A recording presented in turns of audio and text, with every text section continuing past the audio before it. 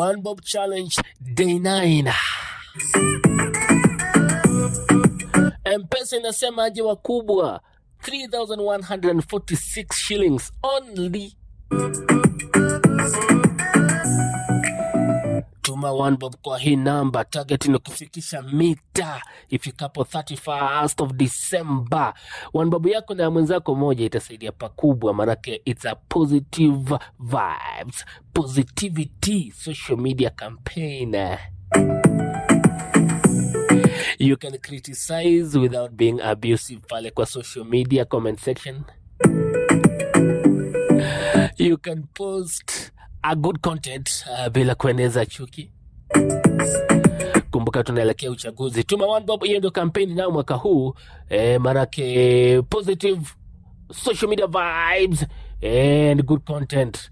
Kama una support hii cause, tuma One Bob kwa hii namba. 1 meter ndio target.